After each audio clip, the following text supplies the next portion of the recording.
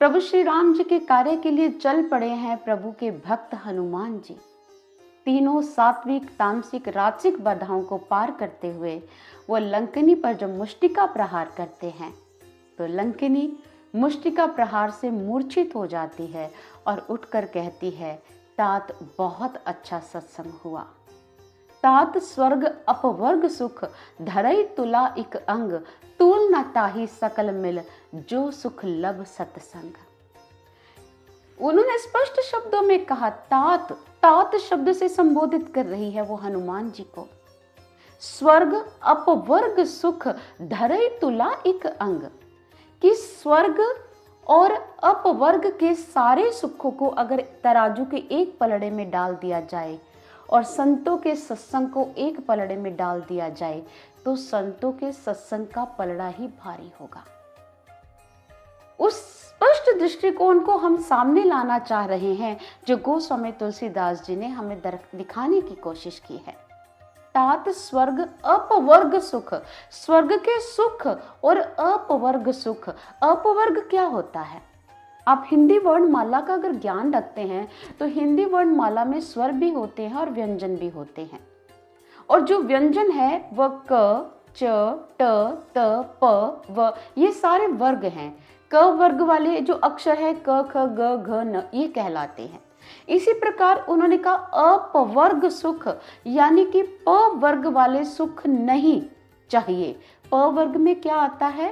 प का अर्थ होता है पाप, फ से होता है फल की आशा, ब का अर्थ है बंधन, भ से भय, म से मृत्यु। जहां पर पाप फलाशा भय बंधन मृत्यु इत्यादि नहीं है, उन सुखों को भी पार कर जाता है सत्संग का सुख। सत्संग का सुख अतुलनीय है। लंकिनी ने मुष्टिका प्रहार को खाकर ये कहा कि बहुत अच्छा सत्संग हुआ। सत्संग का अर्थ केवल सभा नहीं होती है, सत्संग का अर्थ विचार कहानियां सुनाना भी नहीं होता है। सत्संग तो एक ऐसी क्रिया है जो आपके जीवन में एक ऐसा आघात पहुंचा दे, एक ऐसी चोट पहुंचा दे जिससे आपकी जीवन धारा बदल जाए। तो समझ लो आपके जीवन में सत्संग हो गया, आप सही गति पकड़ बैठे और आप सही मार्ग पर चलने लग गए। इसे कहते हैं सत्संग। जैसे उदाहरण स्वरूप एक कुम्हार है, वो क्या कर रहा है? एक कुम्हार मिट्टी से बर्तन बना रहा है और अब की बार वो बना रहा था हुक्का, जिससे लोग वो सेवन करते हैं नशे का। हुक्का जब वो बना रहा है तो मन में विचार आया, हुक्के का निर्माण क्यों करना, क्यों ना मैं एक सुराही का निर्माण करूं। गर्मी आने वाली है, लोगों को शीतल जल की आवश्यकता होगी और सुराही जल को शीतल रखेगी। बर्तन बनाते बनाते यानी कि हुक्का बनाते बनाते कुम्हार ने हुक्के का आकार सुराही में परिणत कर दिया। तो सुराही माटी कहने लगी, तुम तो हुक्का बनाने जा रहे थे, तुमने सुराही का रूप दे दिया मुझे। तो माटी का प्रश्न सुनकर कुम्हार ने कहा, विचार बदल गया। तो यहाँ पर सुराही कहती है, तुम्हारा विचार बदल गया पर मेरा संसार बदल गया। कहाँ लोगों ने मेरे द्वारा धूम्रपान करना था, लेकिन अब तुमने मुझे जो रूप दिया है उससे मैं उनकी पिपासा शांत करूंगी, उनके हृदय को जल से शीतल करूंगी। इसे कहते पूरा संसार बदल जाना। ऐसे ही लंकिनी को जब हनुमान जैसे संत का संग मिला तो उसका पूरा संसार ही बदल गया। वो समझ गई कि मैं जिसकी रक्षा कर रही हूँ वो चोर है और जो भक्त आया है मैं उसे चोर कह रही हूँ, मैं तो गलत दिशा में जा रही थी। और ऐसे सत्संग के पश्चात वो कहती है, तुम भीतर जा सकते हो। वो सारी लंका का दृश्य देख रहे हैं हनुमान जी। इतनी सुंदर नगरी, सोने से जड़ित महल, मानो इससे सुंदर दुनिया में कुछ हो ही ना। इतने फलदार पेड़ और साथ हवा बह रही है, शीतल मंद वायु, वाह, आनंदित कर देने वाली। अगर रामचरितमानस में लंका के समृद्धि का वर्णन पढ़ा जाए तो वो इतना सुंदर वर्णन कर रहे हैं तुलसीदास जी। सुंदर गलियारे हैं, सुंदर मीनारे हैं, सुंदर राजमहल हैं, सब कुछ सुंदर है। आप ये सोचिए, जब भी हम किसी आदर्श राज्य या आदर्श नगरी की बात करते हैं तो हम राम राज्य शब्द सुनते हैं। कभी रावण राज्य सुना? समृद्धि राम जी के राज्य में देखा जाए तो वहां भी ऊंचे ऊंचे महल हैं, फलदार पेड़ है, अच्छी हवा बहती है, पानी की सुविधा है, अच्छा नगर है, अच्छी नागरिक सभा है, सब कुछ वहां पर वैसा ही है। और यहाँ पर लंका का अगर दृश्य देखें रामचरितमानस के माध्यम से, तो यहाँ भी बहुत सुंदर दृश्य है। फिर भी हम रावण राज्य की मांग नहीं करते, राम राज्य की मांग करते हैं। क्यों? क्योंकि राम राज्य के जो लोग हैं वो सिर्फ बाहर से समृद्ध नहीं है, भीतर से भी समृद्ध हैं। भीतर से उनके चारित्रिक क्षमता सुदृढ़ है, अच्छा नीतिवान आचार रखते हैं, अच्छा व्यवहार रखते हैं। लेकिन अब रावण राज्य का दृश्य जो गोस्वामी तुलसीदास जी की हनुमान जी के लंका प्रवेश पर बताते हैं वो क्या है? सुंदरकांड में आता है कि महल के परकोटे सुंदर है, महल सुंदर है, लेकिन भीतर क्या है? आंतरिक दरिद्रता बसती है। लोग नशे का सेवन, तमस से ग्रसित हो चुके हैं। जिस राज्य का राजा, जिस नगरी का राजा स्वयं नारियों का अपहरण करता हो, जिस नगरी का राजा स्वयं चौर्य कर्म करता हो, उस नगरी की जो प्रजा है वो अपने राजा से यही सब कुछ सीखेगी। राजा आंतरिक रूप से दरिद्र है, जगत जननी मां सीता का अपहरण करके अपने घर ले आया। ये चौर्य कर्म एक राजा को शोभा नहीं देता। इसलिए हम कभी भी लंका के राज्य की कामना नहीं करते हैं, क्योंकि समृद्धि का अर्थ बाह्य सौंदर्य नहीं होता। समृद्धि का अर्थ है निवासी कितने सुखी हैं, निवासी आंतरिक रूप से कितने सशक्त हैं, उनके चारित्रिक सौंदर्य कितना ज्यादा है। ये सब चीजें एक अच्छे राज्य की कल्पना का आधार मानी जाती है, और लंका में ये सब कुछ नहीं है। ये सब देखने के पश्चात वो सीता माता का वियोग देख रहे हैं, सोच रहे हैं मैं कैसे जाऊं मां के पास। दूर से देख रहे हैं, तभी रावण कुछ राक्षसियों के साथ वहां पर जाता है और सीता को कहता है कि अगर तू मेरी बात मान लेती है तो मैं तुम्हें इतना ऊंचा स्थान दूंगा कि मेरी ये समस्त जो रानियां हैं वो तुम्हारा पानी भरेंगी, तुम्हारी दास्यपन स्वीकार करेंगी, तुम्हारी दास्ता को स्वीकार कर लेंगी। सीता कुछ ऐसे कटु बाण कहती है जो सीता माता के हृदय से निकलते हैं कि एक पतिव्रता नारी के सामने ये प्रस्ताव निंदनीय है रावण। और रावण जब सीता माता के मुख से ऐसे विचार सुनता है तो क्रोधित हो जाता है और तलवार निकाल लेता है। और जैसे तलवार निकालता है तो पीछे से मंदोदरी आकर तुरंत उनका हाथ पकड़ लेती है और रावण से कहती है, पति देव, आप एक नारी के ऊपर हाथ नहीं उठा सकते, ये अशोभनीय कर्म है आप जैसे विद्वान के द्वारा। रावण उसी वक्त अपना हाथ रोक लेता है और उसे 1 महीने की सीता माता को मोहलत देता है। अगर तू मेरा प्रस्ताव स्वीकार करती है तो मैं तुम्हें अच्छा स्थान दूंगा, नहीं तो फिर मेरे हाथों जो होगा तू जानती ही है। इसके पश्चात रावण राक्षसियों को वहां पर तैनात कर कहता है कि इसे प्रताड़ित करो, इसे मनाओ, इसे समझाओ। अगर ये मानती है, और राक्षसियां उसे तरह तरह से प्रताड़ित करना शुरू कर देती हैं। तभी त्रिजटा नामक एक राक्षसी वहां पर आती है जो सात्विक विचारों से मंडित है। सीता मां और स्वयं वो त्रिजटा आपस में अब सख्य भाव रखती हैं, सखी बन चुकी हैं। त्रिजटा स्वयं राक्षसियों को वहां से भेजते हुए, समझाते हुए अपना स्वप्न सुनाते कहती है, कल मुझे एक स्वप्न आया है जिस स्वप्न में ये देखा गया है कि लंकाधिपति रावण जो है वो हार गया है। वो नग्न होकर गधे पर सवार होकर जा रहा है और लंका धू धू करके जल रही है। और स्वयं प्रभु श्री राम जो जगत जननी इस जानकी के पति हैं, वो विजय श्री का वरण कर गए हैं और वो स्वयं इनको लिवाने ला रहे हैं। और विभीषण जी को वहां यहाँ से दुत्कार कर निकाल दिया जा रहा है। ये दृश्य मैंने स्वप्न में देखा है। आगे बहुत कुछ भयंकर होने वाला है। ये शक्तिमान प्रभु की कुछ ना कुछ अत्यंत समीपी उनकी संबंधी लगती है। हमें इन्हें प्रताड़ित नहीं करना चाहिए। राक्षसियां त्रिजटा की बात को मानकर अपने राक्षसी कर्म से पीछे हट जाती हैं और त्रिजटा उनको समझाकर सीता जी को सांत्वना देती है कि अपने वियोग की घड़ियां खत्म होने वाली है, अब चिंता मत करें। जब त्रिजटा वहां से जाती है तभी हनुमान जी इस मौके का लाभ उठाते हैं। भक्त को अपने सेवा कार्य का मौका मिला। भक्त क्या है? अपने आप में विद्वान है, वो समय की नजाकत को समझता है। कब मुझे अपना प्रस्ताव रखना है, कब मुझे अपना कार्य किस दृष्टिकोण से पूरा करना है। तभी तो हनुमान जी को विद्वान कहा गया है, विद्यावान कहा गया है। हम हनुमान जी के बारे में कहते हैं विद्यावान गुणी अति चातुर। विद्यावान का मतलब क्या है? आइए हनुमान जी की महिमा से मंडित इस शब्द पर विचार करते हैं। एक शब्द होता है विद्वान, एजुकेटेड, एक होता है विद्यावान। इसका मतलब क्या होता है? जो एजुकेटेड तो है लेकिन शिक्षा का सदुपयोग कैसे करना है ये भी जानता है। अगर हम रावण को देखें, रावण विद्वान है, उसे वेदों का ज्ञाता कहते हैं, उसे सारी जानकारी है उपनिषदों की, वेदों की। उन्होंने शिव को प्रसन्न किया है, शिव स्तोत्र का गायन किया है, वो अपने आप में विद्वान है। पर हनुमान जी विद्यावान है। दूसरा, रावण क्या है? रावण विद्वान होकर उसके अंदर आया क्या? विद्वता को प्राप्त करके अभिमान ही तो आया, मैं लंकाधिपति रावण।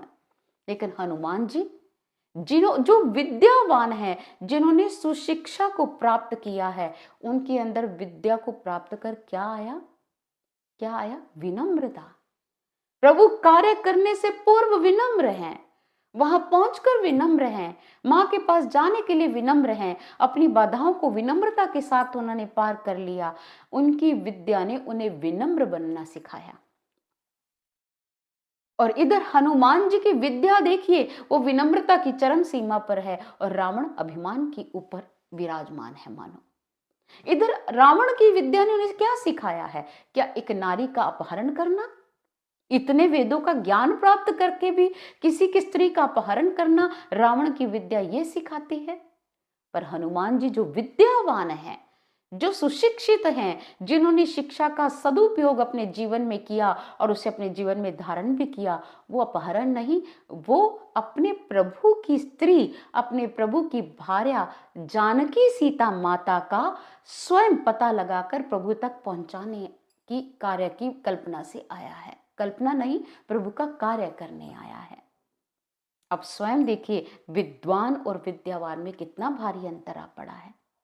इसलिए शिक्षा का मतलब केवल, अगर ये शिक्षा जो वर्तमान समय में हम बच्चों को दिलवा रहे हैं अभिमानी बना रही है, तो इसका मतलब हमारे बच्चे सही मार्ग पर नहीं जा रहे। आज समाज में गैंग रेप, किडनैपिंग की घटनाएं, चौर्य कर्म की घटनाएं हो रही हैं। इसका मतलब हम एजुकेटेड तो बना रहे हैं लेकिन विद्यावान नहीं बना रहे हैं। हनुमान जी कहते हैं विद्यावान होना सीखो। विद्या प्राप्त करके विद्यावान नहीं बने, खाली विद्वान बने तो वो ही होगा जो आप समाज में देख रहे हैं। हनुमान जी जैसे दिव्य आदर्श चरित्र को आज समाज में उद्घाटित करने की जरूरत है। हनुमान जी की भक्ति केवल हनुमान चालीसा पढ़ने से नहीं होगी। हनुमान जी की आदर्श भक्ति हनुमान जी के दिव्य गुणों को जीवन में उतारने से होगी, तभी हनुमान जी प्रसन्न होंगे। हम हनुमान जी को मानते हैं, हनुमान जी की नहीं मानते। हनुमान जी को मानने का मतलब हम बाह्य तौर पे पूजा कर रहे हैं।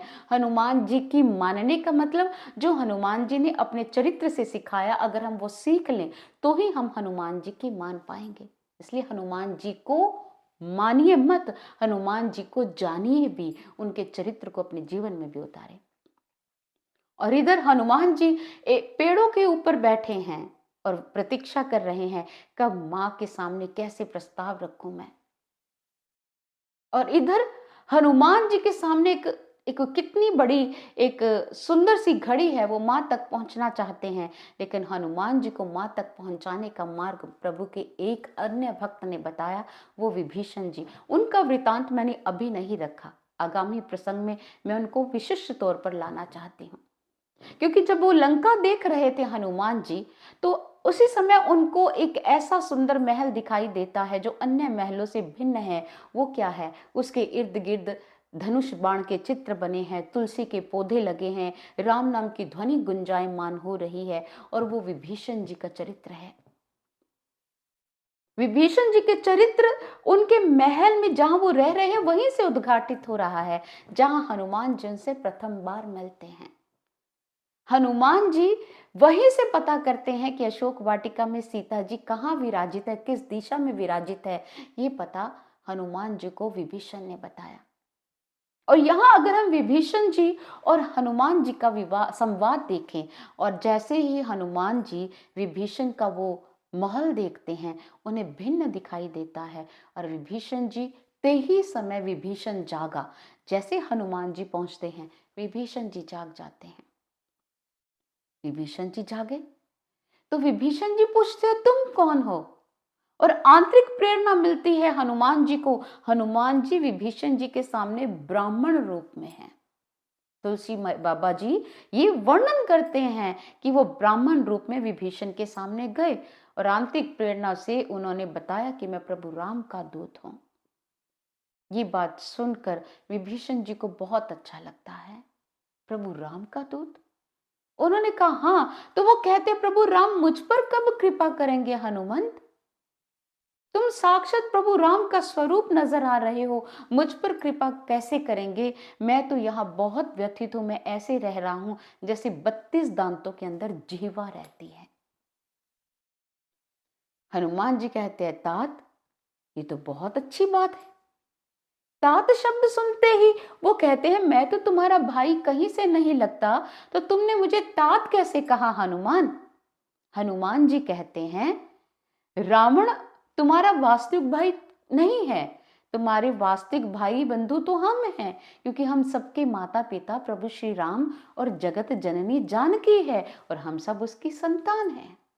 इसलिए इस दृष्टिकोण से तुम मेरे भाई हुए।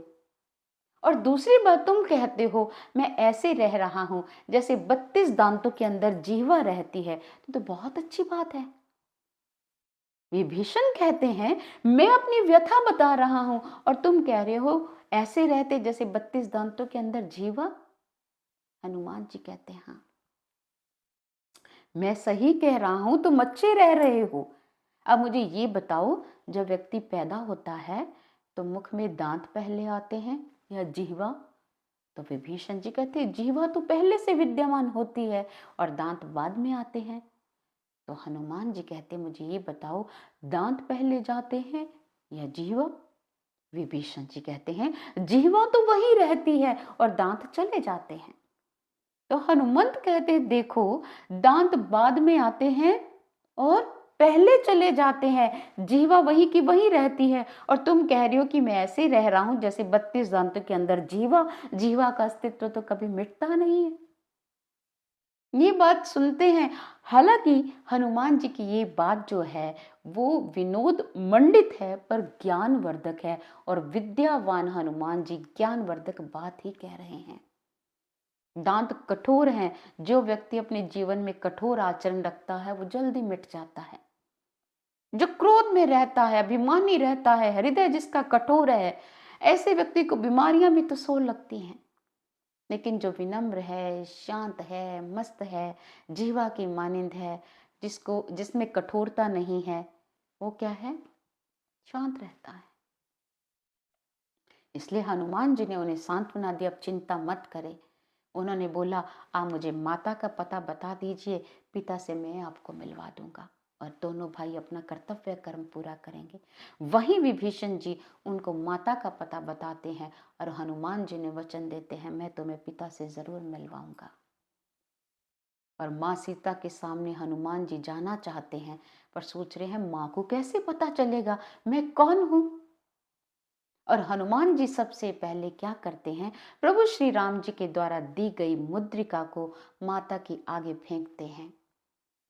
माता सीता का ध्यान जैसे मुद्रिका की ओर जाता है, झट से पहचान जाती है, ये मेरे नाथ की मुद्रिका है। और माया से तो ये मुद्रिका नहीं बन सकती, क्योंकि प्रभु श्री राम तो अभेद्य हैं, उनके जैसा तो कोई हो ही नहीं सकता। और ये मुद्रिका तो माया से बन भी नहीं सकती। लेकिन प्रभु की मुद्रिका यहाँ कैसे आई? और साथ में प्रभु राम की महिमा गा रहे हैं हनुमान जी, और सीता माँ देख रही है, कहाँ है, कौन है? जो भी है मेरे सामने तो आओ, जो मेरे प्रभु के नाम की ध्वनि गुंजायमान कर रहा है। हनुमान जी जैसे सामने आते हैं, सीता माता झट से अपना मानो मुख ढाप लेती है या मुख छिपा लेती है। परछाई देखने मात्र से माँ सीता ने मानो मुख ढाप लिया। हनुमान जी को लगा माँ मेरे शायद बड़े रूप से भी भयभीत है, या माँ मुझे पहचान नहीं पा रही है। तो हनुमान जी लघु रूप में माँ के सामने आ जाते, कहते माँ, माँ मैं तुम्हारा पुत्र प्रभु राम का दूत हूँ, मेरी बात पर विश्वास कर। प्रभु राम ने मुझे दूत बनाकर भेजा है। और साथ ही साथ वो कहती है, प्रभु राम कैसे हैं, मेरे मेरे बिना वो जीवन कैसे जी पा रहे हैं। तो प्रभु श्री राम जी के हृदय का वियोग हनुमान जी अपने शब्दों में रखते हैं कि वो अत्यंत व्यथित हैं। उनको ऐसे लगता है प्रकृति का सूर्य उन्हें जला रहा है, चंद्र उनके हृदय को भेद रहा है, कल कल लहरें उनके सीने का भेदन कर रही हैं। प्रभु मानो इस प्राकृतिक सुंदरता में भी वियोग की आग को झेल रहे हैं। वो आपकी प्रतीक्षा कर रहे हैं, वो शीघ्र आपके पास आएंगे। हनुमान जी अपने प्रभु का ये संदेश माँ सीता को देते हैं, और सीता माँ की आगे क्या प्रतिक्रिया होती है हम इसको तृतीय भाग में श्रवण कर पाएंगे। धन्यवाद। जय श्री राम। जय हनुमान जी महाराज की।